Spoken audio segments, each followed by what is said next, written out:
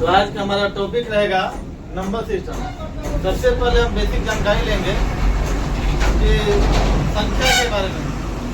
संख्या है क्या और इसमें कौन कौन से प्रकार होते हैं, जैसे हो गया नेचुरल नंबर, प्रकृत संख्या, पूर्ण संख्या, भाज्य संख्या। तो सबसे पहले हम बेसिक जानकारी लेंगे कि नंबर सिस्टम में कौन कौन से पार्ट्स आते हैं। अब इस जानकारी के बाद थोड़ा बहुत हम लोग कैलकुलेशन पढ़ेंगे, क्योंकि मैथ जो है बिना कैलकुलेशन का पढ़ना पॉसिबल नहीं है। तो कैलकुलेशन आना चाहिए। जैसे साइंस पढ़ने के लिए मैथ आना जरूरी है, उसी तरह मैथ आने के लिए कैलकुलेशन का आना जरूरी है। तो सबसे पहले हम आज पढ़ेंगे नंबर सिस्टम के बारे में। तो एकदम बेसिक से हम लोग पढ़ेंगे, एकदम जीरो लेवल से। तो सबसे पहला हमारा टॉपिक रहेगा, देखिए हम लोग सबसे पहले जानेंगे नंबर सिस्टम में नंबर क्या है। नंबर क्या है? अब मान लीजिए दो टॉपिक है, नंबर और सिस्टम। सिस्टम यानी कि होता है एक पद्धति, यानी एक क्रमानुसार सिस्टमेटिक ढंग से जो हम पढ़ते हैं वो सिस्टम हो गया, और नंबर हो गया। तो सबसे पहले हम जान लेते हैं कि नंबर क्या है। नंबर क्या है? नंबर यानी कि संख्या। संख्या क्या है? अब संख्या से पहले थोड़ा सा हम लोग बहुत छोटी इकाई जानेंगे, डिजिट के बारे में। डिजिट यानी कि अंक क्या है? अंक जान लेंगे तो अंक से मिलता है, मिलके बनता है संख्या। जब अंक मिलता है तो बनता है संख्या। और सबसे पहले अंक के बारे में जानिए कि अंक कितने होते हैं। अब पूछा जाए कि अंक कितने होते हैं तो क्या कहेगा आप लोग? अंक 10 होते हैं। 0, 1, 2, 3, 4, 5, 6, 7, 8, 9। ये हमारा अंक 0 से लेके 9 तक। गिन लीजिए 10 है। 1, 2, 3, 4, 5, 6, 7, 8, 9, 10। अब पूछा जाए, कोई पूछे कि अंक कितना होता है तो 10 होते हैं। कौन कौन?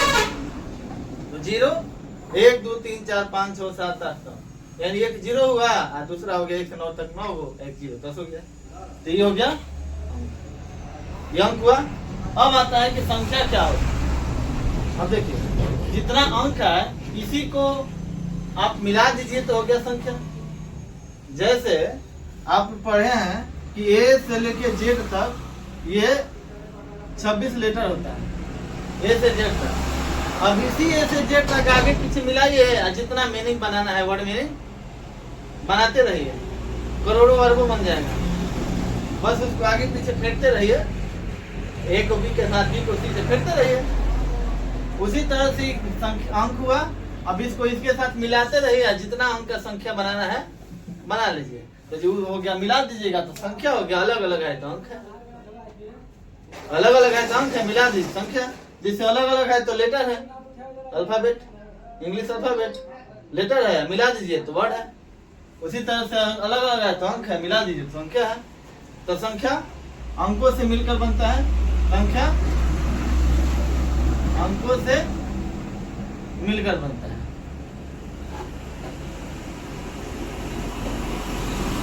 जैसे अब किसी दो को मिला दीजिए 12 संख्या होगा। अब इसको इसी के साथ मिला दीजिए 3456, ये भी संख्या हो गया। किसी को किसी के साथ मिला दीजिए तो संख्या हो गया। किसी को किसी के साथ कोई भी अंक मिला दीजिए, रख दीजिए हाथ उठा, और जितना बार उठाइए कोई दिक्कत नहीं है, उठा दीजिए, वो क्या हुआ? संख्या हो गया। यानी इससे यही पता चलता है कि अंकों से मिलकर संख्या का निर्माण करते हैं। अब यहाँ देखिए एक और बात जानिए। जैसे इसको हम कहते हैं 3 डिजिट नंबर।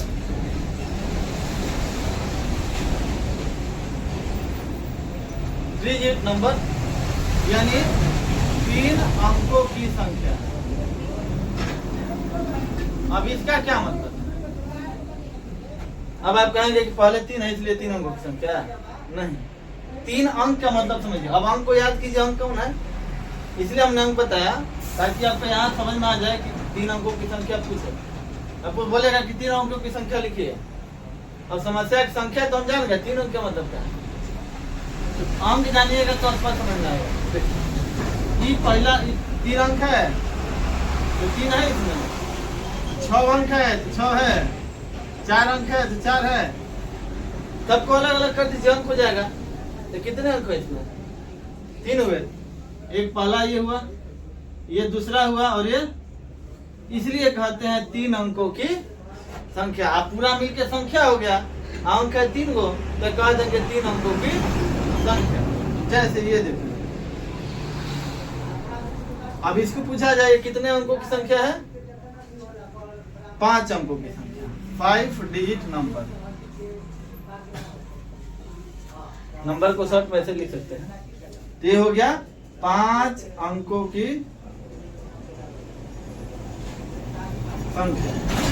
अभी देखिए 5 अंक कैसे हुआ? तो ये हुआ आपका पहला अंक, ये हुआ दूसरा अंक, ये हुआ तीसरा अंक, ये चौथा अंक, ये 5वां अंक। तो यही होगा 5 अंकों की संख्या। तो उम्मीद है आप समझ जा पाएंगे। अब पूछेगा कि 8 अंकों की संख्या लिखिए, तो 8 को अंक लिख दीजिए, हो गया एक साथ। जैसे 1 2 3 4 5 6 7 8, 8 अंक हो गया, लिख देंगे 8 अंकों की संख्या। तो लिख देंगे ये 8 डिजिट नंबर। तो ये हमारा हो गया 8 अंकों की संख्या, 8 अंकों की संख्या। तो आप समझ में आया कि अंक क्या होता है और संख्या क्या होता है। अब थोड़ा सा आगे हम चर्चा कर लेते हैं कि संख्या जो है इसको डिवाइड किया गया। जैसे आप इंग्लिश में पढ़ते हैं कि अंग्रेजी जो है वर्णमाला 2 तरह का होता है,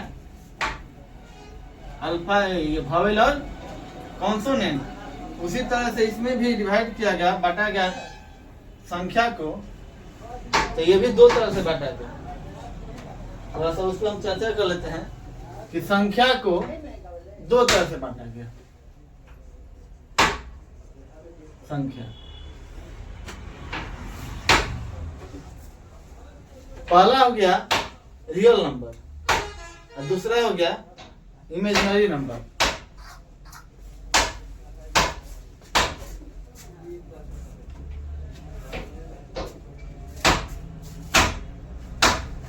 पहला रियल नंबर हुआ, रियल यानी कि वास्तविक संख्या। और दूसरा हो गया, दूसरा थोड़ा सा आप सुने नहीं होंगे, कोई बात नहीं, सुन लीजिए। पहला हो गया रियल नंबर और दूसरा हो गया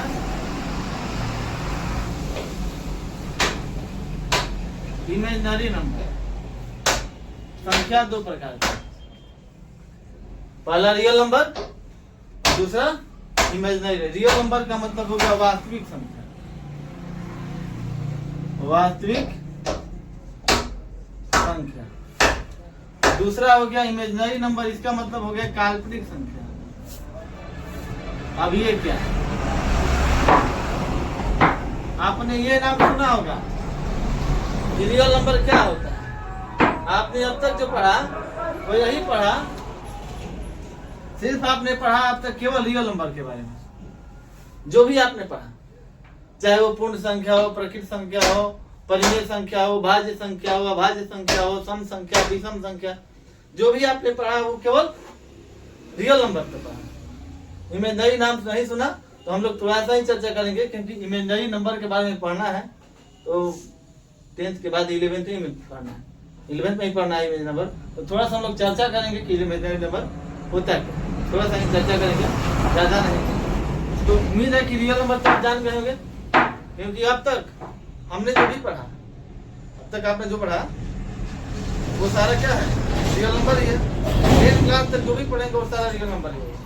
रियल नंबर तो जान गए होंगे, ये क्या होता है इसके बारे में हम चर्चा करेंगे। थोड़ा सा पहले हम काल्पनिक नंबर के बारे में चर्चा कर लेते हैं। काल्पनिक संख्या क्या होता है? तो काल्पनिक संख्या मतलब होता है इसको कल्पना किया जाता है, इसको सूचित करते हैं स्मॉल आई से। आई यानी कि होता है इमेजिनरी नंबर, आई यानी कि इमेजिनरी नंबर। तो आई का वैल्यू होता है, जैसे आपने अभी तक शायद पढ़ा नहीं होगा, पाई का मान आपने सुना है कि पाई का मान होता है 22/7 होता है, या पाई का मान 3.14 होता है, या पाई का मान 180 डिग्री होता है। उसी तरह से यहाँ पे आई का वैल्यू होता है √-1। अब सवाल ये था कि इमेजिनरी नंबर है क्या? तो वैसी संख्या जो रूट में हो और रूट के अंदर तो आपने पढ़ा होगा कि √4 है, तो इसका मतलब है कि वर्गमूल निकालना है, तो हो गया स्क्वायर रूट। √9 है तो इसका वैल्यू हो गया, √4 है इसका भी वैल्यू हो गया कुछ है, √3 है इसका भी वैल्यू है 1.73, तो जो भी वैल्यू है, यानी कि इसका वैल्यू तो आपने पढ़ लिया। लेकिन जैसा ही कह दिया जाए कि -√4 का वैल्यू क्या होगा, तब यहाँ समस्या हो जाएगा कि 4 का तो आप 2 निकाल दीजिएगा, क्योंकि रूट निकालने का तरीका यही है। यहाँ देखिए, रूट निकालने का तरीका है कि 2 गुना 2 और 2 में से 1 निकाल देना है बाहर, तो 2 निकल जाएगा। लेकिन यहाँ भी कीजिएगा तो 2 गुने 2 और गुने -1 तो -4 हो जाएगा। 2 गुना 2 और गुना -1 तो 2 गुना 4, 4 गुना -1 -4 हो गया। अभी 2 गुना 2 तो 2 का तो बाहर निकाल दीजिएगा, -1 अंदर ही रह जाएगा, तो इधर वर्गमूल नहीं निकलेगा। अब समस्या हो गया। अब इसी के लिए बनाया गया इमेजिनरी नंबर, यानी कि जहाँ पे भी रूट में -1 लिखा है, समझ जाइए वो क्या है, इमेजिनरी नंबर है। जहाँ पे भी रूट में -1 आ जाए वो क्या है। अब यहाँ देखिए, अब पूछे कि -4 को लिखिए, वर्गमूल निकालिए, तो क्या करेंगे, -4 लिखिए। अब वर्गमूल निकालेंगे तो इसका गुणनखंड पहले कर देते हैं सबसे पहले, तो 2 दूना, अच्छा -1 लिखेंगे तो 4 गुने 1 -4 तो हो ही जाएगा, 2 दूना 4 और 4 गुने -1 -4। अब वर्गमूल निकालना है तो 2 का 1 निकालेंगे, 2 का 1 तो 2 निकाल दिए, बचा -1। अब ये देखिए -1 का वैल्यू क्या है, आई।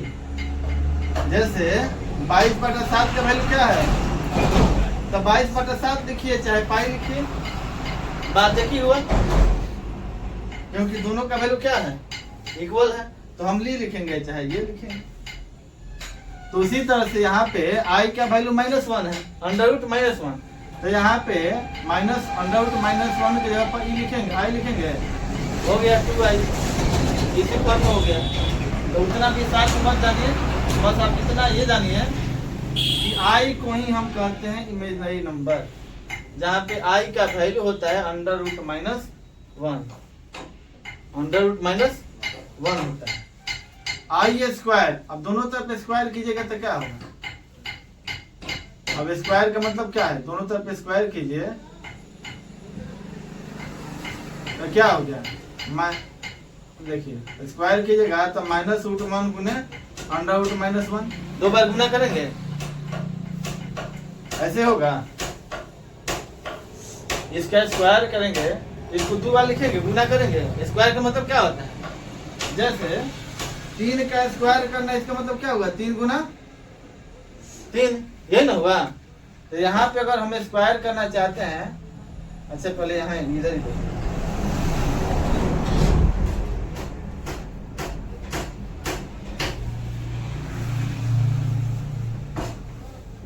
यहाँ देखिए -4 है। अब यहाँ इसमें हम लिख सकते हैं -4 था, हाँ, 2 गुने -,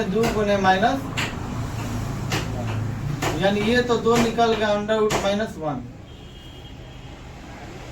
अच्छा नहीं, ये तो हम बता दिए, थोड़ा सा ये देखिए, हाँ, आई बराबर होता है √-1, यही होता है। अब इसका स्क्वायर करना है, i², तो स्क्वायर करना है, नहीं कि इधर भी स्क्वायर करना है। स्क्वायर का मतलब क्या आता है, उसी से 2 बार क्या करना है, उस 3 स्क्वायर मतलब 3 गुना i² मतलब आई का मान इतना, इसी को इसी से, यानी √-1 गुना √, तो इसको हम ऐसे भी तो लिख सकते हैं -1 गुने माइनस, यानी इसको हम ऐसे लिख सकते हैं, 2 में से को निकालेंगे, यानी आई स्क्वायर बराबर क्या होगा, -1 होगा। अगेन इसका स्क्वायर करेंगे तो क्या होगा, फिर इसको 2 बार गुना करेंगे, यानी आई के पावर 2 का पावर 2 क्या होगा, 2 दूना 4 गुना करेंगे, आई के पावर 4 बराबर क्या होगा, गुना करेंगे तो 1 हो गया। तो इसमें वैल्यू यही याद करना है, याद क्या करना है कि आई का वैल्यू होता है √-1, आई हो गया, होता है आई स्क्वायर का वैल्यू होता है यहाँ